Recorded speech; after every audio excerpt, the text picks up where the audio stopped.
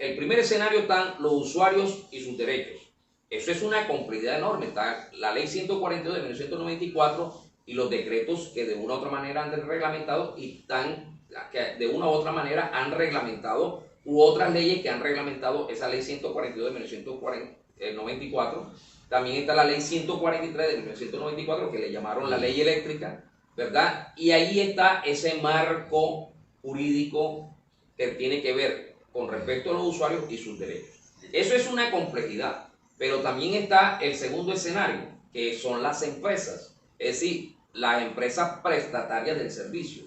Ellas están reguladas por la ley 142, pero también están reguladas por la CREG y por la CRAC, que son las comisiones de regulación de energía y gas y la comisión de regulación de agua y alcantarillado. Entonces, ahí hay otro escenario bien complejo, porque dentro de ese escenario bien complejo existe otros elementos que hay que tener en cuenta para poder desentrañar frente a esa problemática, la complejidad misma de la situación. Y hay un tercer escenario que es el de vigilancia, control e inspección, que es manejada por la Superservicio, que también está regulada por la ley 142 de 1994, pero también eso es una complejidad porque tiene tres funciones fundamentales: vigilar, controlar e inspeccionar. Y hay otro escenario que es el cuarto escenario, que es el de la política pública energética, que lo maneja el Ministerio de Energía a través de la UNME, pero también tiene incidencia de regulación a través de la CREG y a través de la CREG. Y hay un quinto escenario, ¿verdad? Que viene siendo el tema de la regulación. Es decir, ¿quién maneja la regulación? En los servicios públicos hay dos entes, que es la Comisión de Regulación de Energía y Gas y la Comisión de Regulación de Agua y Alcantarillado, que es la CRAC. Pero también existe de una u otra manera un sexto escenario que completa toda la problemática, que es el mercado. Y ese mercado es complejísimo, porque el mercado está regulado por el Estado, pero está manejado de una u otra manera por toda una cantidad de empresas y por gremios que tienen mucho poder económico y que están establecidos hace más de 40 años dentro del mercado, que vienen siendo los generadores, los distribuidores, los transportadores de energía. Entonces, ese es un mercado fuerte, y también están las hidroeléctricas y están la energía termodinámica, que son otro escenario. Entonces, todo eso generan una complejidad que no es fácil de masticar, ni mucho menos es fácil de entender. Hay que dedicarle mucho tiempo de lectura. Bueno, sí, hay que profundizar y escarbar un poquito, sobre todo en ese último punto que tocaste, porque hasta donde yo conozco, las redes eléctricas, esas viejas que habían acá, todo eso es del Estado. Si ellos han hecho renovación, no sé hasta en qué porcentaje lo han hecho, pero muchas redes de esa de transmisión son de los municipios. No, pero hoy en día no. Hoy en día no. Hoy en día ya es privada. Lo que pasa es que eso tiene que ver con la misma historia del mismo sistema. Digamos, lo entendido en la materia con respecto a servicios públicos, nosotros más o menos, creo que el primer acueducto que fue en Bogotá tuvo en el año 1584. Es decir, según Rogelio Salmona, que es un arquitecto, manifiesta que las ciudades principales o los sitios de centros de poder que se expresaban como ciudades dentro de la conquista y la colonia se construyeron desde 1500 a 1550. Y en 1589 aparece el primer acueducto en Bogotá. Entonces estamos hablando con un elemento de historia, el aparecimiento de una u otra manera de un vestigio de un servicio público. Pero en tema de energía comienza a mitad o segunda mitad del siglo XIX, 1850, 1890. Aquí la energía llegó en 1892, en Bogotá llegó en 1890. Entonces, y la energía comienza inicialmente privada inicialmente, pero después el Estado ocupa un lugar preponderante y adopta todo el tema del sistema energético y adopta todo el tema del sistema de los servicios públicos domiciliarios. Ese sistema de servicios públicos domiciliarios por parte del Estado, ¿verdad?, llegó hasta 1991, que es prácticamente donde se acaba totalmente toda la injerencia del Estado en los servicios públicos domiciliarios por múltiples factores que no vamos a desentrañar porque nos llevamos mucho tiempo frente a ese tema. Pero el Estado perdió averaje frente al sector privado y fue perdiendo las empresas y comienza a privatizarse todo lo que tiene que ver con servicios públicos. Y eso se inicia en 1990. Algunos dicen que se inicia ya con Alfonso López Michelsen, pero en 1990-91 es el tema de la transición frente de lo público a lo privado, y fuertemente ahí, porque es ahí donde entra una visión del Estado ideológica que es el neoliberalismo. Entonces se pierde Corelca, se pierde una cantidad de empresas. Entonces el Estado queda sin diente frente a la problemática. Por eso que yo he dicho en muchas ocasiones, el por qué el gobierno no derogó en el plan de desarrollo el artículo 318 de la ley 1955 del 2019, que es la tarifa especial transitoria. No la deroga porque las empresas amenazaron al gobierno, y eso lo dijeron en una reunión de Andesco en Cartagena, en la cual yo estuve presente. Lo manifestaron que en el momento en que se modificara esa ley, esa norma dentro de esa ley, que es el artículo 318, ellos se retiraban del mercado. Al retirarse del mercado, el Estado, ¿cómo suple a esas empresas? ¿Cómo la suple? No tiene por dónde. Pero mucha gente no explica eso dentro de un contexto, sino que dice única y exclusivamente el plan de desarrollo no pudo derogar, pero es que eso no se deroga de la noche a la mañana y se puede derogar así, no nada más. Cuando en el mismo mercado de los servicios públicos, especialmente el de energía, el Estado es muy débil. Para poder imponerse el Estado se necesita que el Estado sea fuerte. Y en el caso de energía eléctrica, el Estado es muy débil, de tal manera que el sector privado tomó averaje y de esa perspectiva no tiene cómo obligar. Lo obliga desde la regulación, pero no desde la perspectiva de bienes y servicios, porque no tiene empresas a favor del Estado. Sí, el Estado no tiene activos frente a las empresas de servicios públicos a nivel de energía eléctrica. Está EPM, pero es de Medellín, no es de la nación, es de Medellín, pero EPM se comporta igualito a cualquier empresa privada a través, por ejemplo, de Afinia. ¿Pero por qué se comporta igualito? Porque es que el mercado es privado, el mercado es neoliberal, el mercado es el que impone la pauta. Entonces, lo que está buscando el gobierno de Gustavo Petro es la intervención económica para regularizar ese mercado, que estaba prácticamente desregularizado antes de Gustavo Petro. Pero la gente no ve eso así. Lo ve como que el problema de las tarifas y el problema de la salsa nació ayer, prácticamente, o nació anoche, prácticamente, y eso no es así. Eso viene de vieja data. Simple y llanamente que hoy en día estamos viendo con mayor efecto las consecuencias. Bueno, pero yo veo algo ahí con respecto a lo que tú me acabas de decir, en que el gobierno no puede actuar, pero el servicio de energía es un servicio de gran impacto en las comunidades. O sea, simplemente la empresa privada no puede decir de la noche a la mañana que ya no va a seguir prestando el servicio. No me gusta y lo voy a dejar de hacer. Eso no le veo sentido, lógica al asunto. El gobierno sí podría, en la medida en que tenga un marco jurídico para eso. Bien, listo. Tiene que hacer las reformas legales al respecto y obligarle a las empresas a que presten un servicio de acuerdo a las posibilidades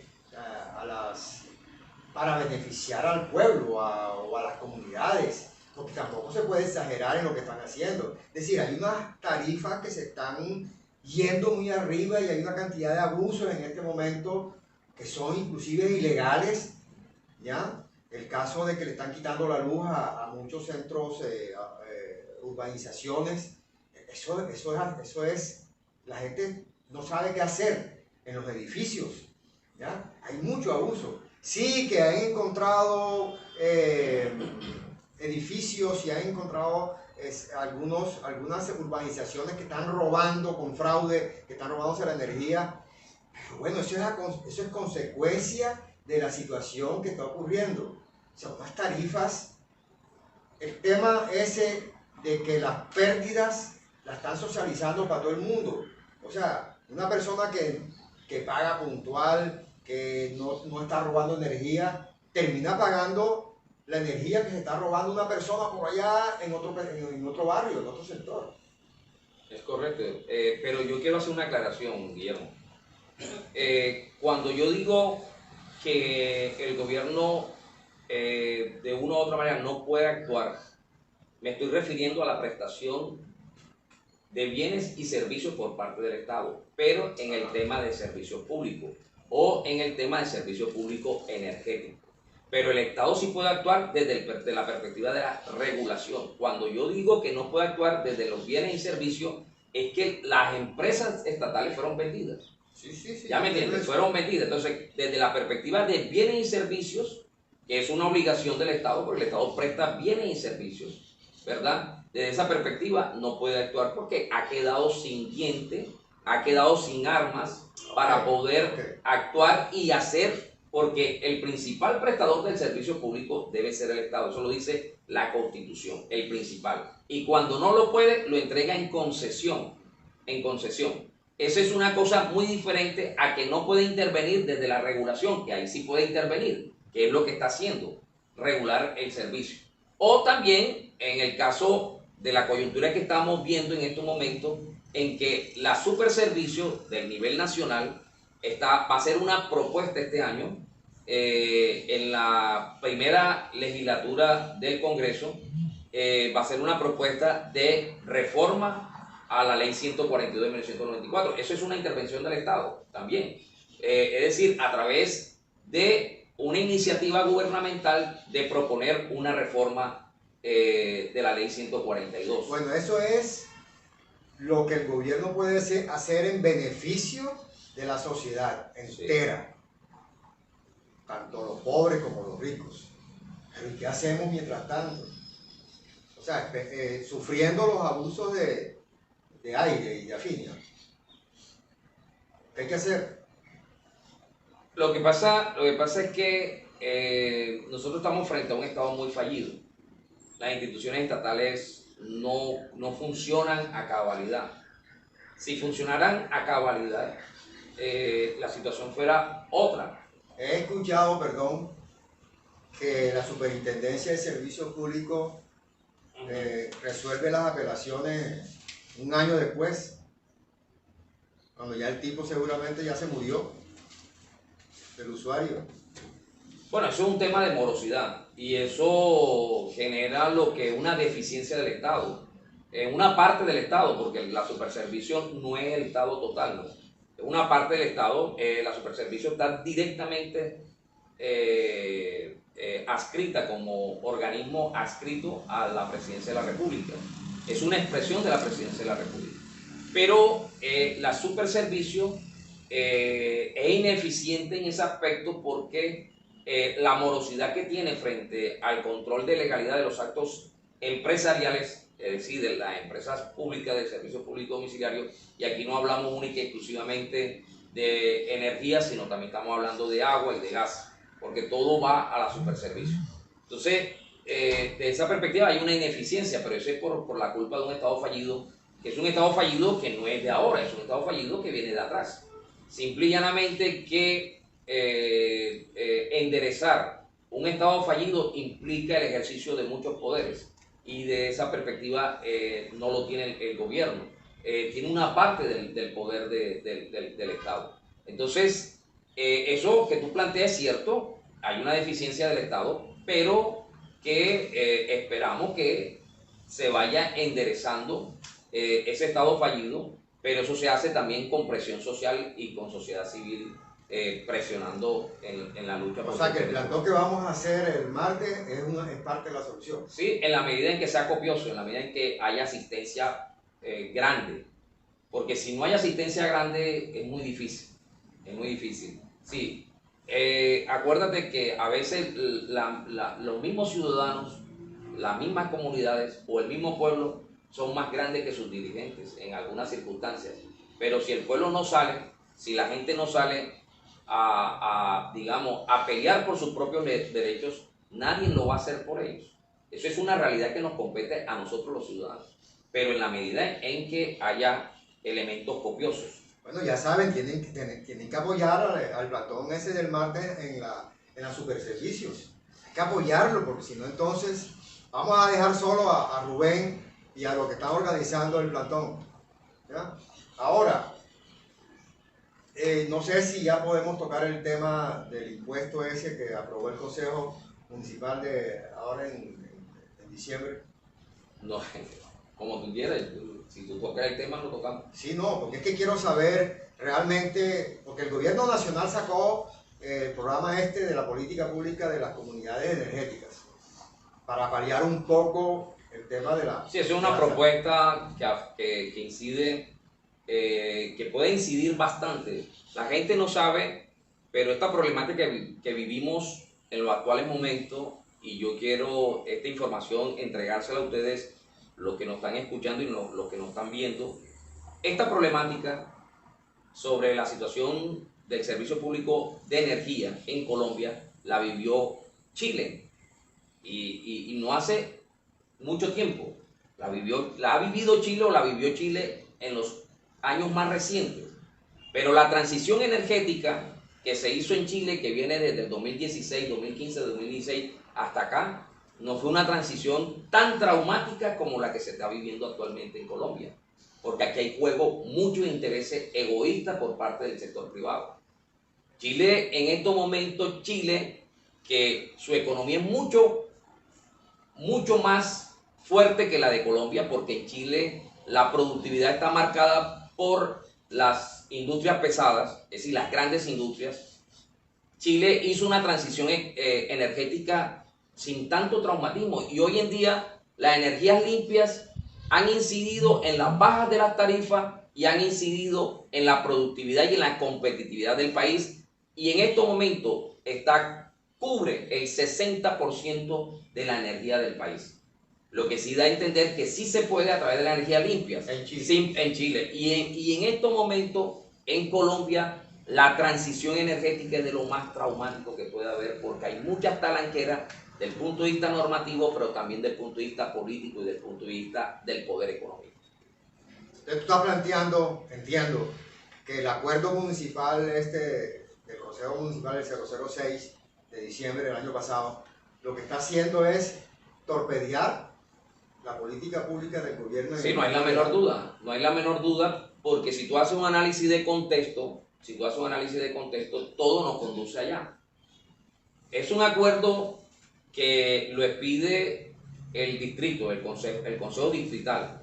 Acuérdense que el consejo es un coadministrador del ente territorial distrito. Es un coadministrador, no es un legislador, es un coadministrador. Se expresa a través de actos administrativos, que son los acuerdos del consejo distrital. Y ese acuerdo 0006 del 1 de diciembre del 2023 es una talanquera fuerte, una cortapisa, es un obstáculo fuerte para la proliferación de los autogeneradores de energías limpias, y lógicamente es un obstáculo para el desarrollo económico, social y financiero del territorio. Eso está en el artículo 311, que es una competencia de la alcaldía, pero como ellos son coadministradores, ellos están obstaculizando al desarrollo territorial del punto de vista social, económico y financiero con ese impuesto. Pero igualmente el impuesto está buscando, digamos, asegurar el mercado a los oligopolios que hay ya en el territorio. Y eso lo vemos con el contrato que hizo Pumarejo al finalizar su periodo como alcalde al entregarle un contrato multimillonario de 353.000 millones de pesos a los DAES, a William Vélez y a Ener Tolima, que son los mismos dueños de Aire. Y ese contrato tiene tres etapas. Una etapa de suministro ¿cómo que se llama?, de paneles solares y de energía a 319 instituciones estatales, ¿verdad? Pero igualmente tiene otra etapa, que es construir una granja energética, y tiene una tercera etapa, que es la comercialización de energías limpias. Si eso se lo entregó Pumarejo, estableciendo una cosa que me parece alarmante: comprometer hasta el año 2046 la vigencia futura para ese contrato. ¿Qué indica eso? Indica que quiere asegurar con el impuesto que ha sacado el Consejo el mercado de energías limpias para este oligopolio, porque el impuesto le establece en un piso, es decir, en lo mínimo, le establece que tienen que pagar mensualmente por el alumbrado público los autogeneradores de energía limpia casi 5 millones y pico de pesos mensuales. Y en el techo, es decir, en el máximo, tienen que pagar 14 millones y pico de acuerdo a la instalación, a la electricidad instalada dentro de la autogeneración de energía. Eso, de una u otra manera, incide dentro de un contexto, dentro de un análisis de contexto, en frenar la política pública nacional de las comunidades energéticas, ¿verdad? Pero también la autogeneración de energía para cualquiera. Porque hoy en estos momentos el gobierno tiene las comunidades energéticas para desarrollarla en los estratos 1 y 2. Pero en el estrato 3 puede desarrollarla también. Pero yo conversé con el Ministerio de Minas y Energía, y en el estrato 3 todavía no tienen dinero como para subvencionar. Pueden subvencionar nada más estrato 1 y 2. Pero ¿qué dice el Ministerio? Pero si una acción comunal en un estrato 3 decide mancomunadamente con la comunidad reunir el dinero para comprar las plantas solares, puede hacerlo, y el ministerio lo asesora. Entonces, lo que quiere decir es que sí se puede hacer y se puede proliferar en toda la ciudad, simple y llanamente que el impuesto en estos momentos tan excesivo va a frenar esa política y nos va a dejar a nosotros, pero nadie habla de eso. Ojo, Guillermo, nadie habla de eso. Quien ha hablado de eso soy yo. Nadie habla de eso. Saqué un artículo frente a ese tema y nadie habla de eso. Nadie. Eso es la hecatombe desde el punto de vista del desarrollo territorial. Y eso realmente nadie tiene. Nadie es padre ni madre que le duela esa parte. Porque son estrato 1 y son estrato 2. Pero mucha gente está dolida por el estrato 6, los industriales y los comerciales, que yo sé, y yo no me estoy yéndome en lanza en ristre contra los comerciales, los industriales y el estrato 6, pero van a ser afectados más que todo las pequeñas industrias y las microempresas. Dentro de las microempresas están las tiendas, que son las más afectadas, porque un máximo dentro de ese impuesto van a pagar la micro y las pequeñas empresas, está como casi en 3 millones y pico. Entonces, una tienda que tenga que pagar, por si acaso, por X circunstancias, sube su consumo y tenga que pagar 2 millones y pico mensuales nada más por el impuesto de alumbrado público, y otro millón y pico o 2 millones en energía, ¿cómo se sostiene esa empresa?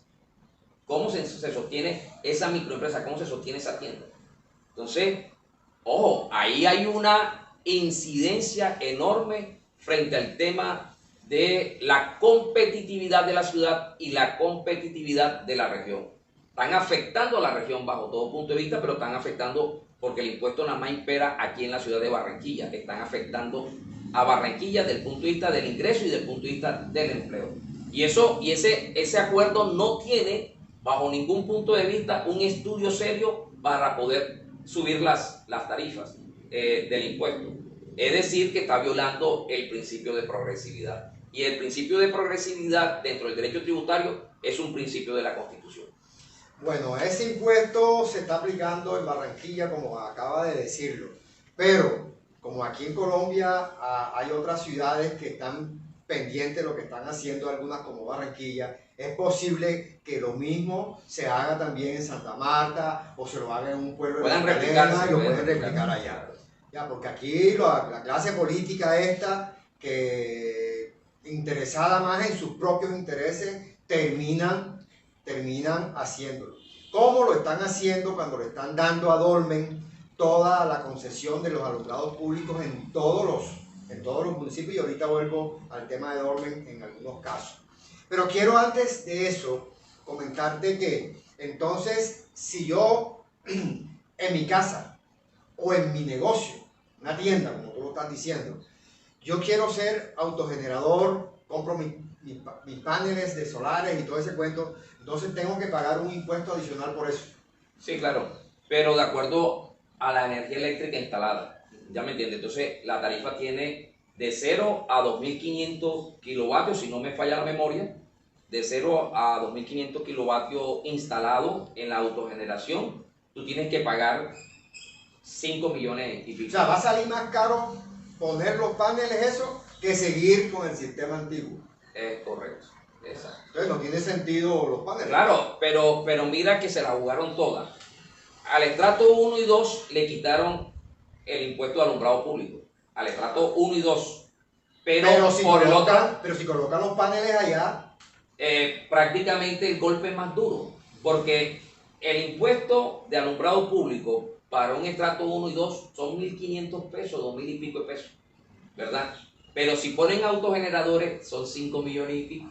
Exacto. Que va a pagar el autogenerador. Que una tienda que está en estrato 1 y 2 o una empresa que está en estrato 1 y 2, porque hay empresas que están por allá, no pueden poner paneles solares porque les sale más cara la energía. Correcto. ¿No? Correcto, y eso va en contravía del desarrollo del territorio. Bueno, pero eso no está en contra, ese acuerdo no va en contra de la Constitución, claro. Y lo del plan de desarrollo. ¿Eso se puede hacer? O sea, no se puede hacer, pero aquí fue una cosa arbitraria. Pienso yo que de una u otra manera, con el tiempo, vamos a ir estudiando una demanda frente al tema. O sea, estás preparando una demanda para eso. O sea, ¿qué otras acciones se pueden hacer? No, yo no me adelanto frente al tema, porque nunca me ha gustado hablar de lo que yo todavía no he hecho. Pero es posible que se dé una demanda frente al tema. Ahí se puede dar una demanda de nulidad. Y estamos también estudiando el tema de un referendo revocatorio.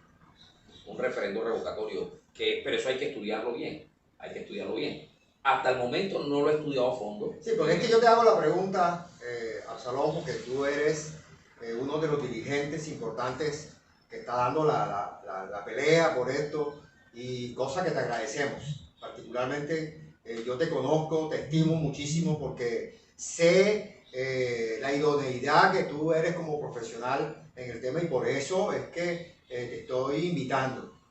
No solamente es porque eres mi amigo, yo sé que tú eres idóneo para lo que estás haciendo. Entonces, hay mucha gente que está diciendo, pero es que no están haciendo nada. Se la pasan hablando y se la pasan hablando y se la pasan hablando, pero no hacen nada. Entonces ya la gente quiere que se haga algo, o sea, sobre todo en los profesionales que hacen, porque yo sé que hay algunos que quieren hacer, pero que lo saben hacer, pero no lo hacen. ¿No? Yo supiera hacerlo, lo hiciera. Pero para eso, como tú dices, se necesita un conocimiento profundo que no se puede tirar fácilmente 6, 7, 8 meses, un año para estructurar una demanda de esa. Nosotros, lo que pasa es que también hay que tener en cuenta que nosotros como usuarios, y me incluyo, no hay la menor duda, yo, porque yo soy padre de familia, yo pago todos los servicios de mi casa, ¿verdad? Es una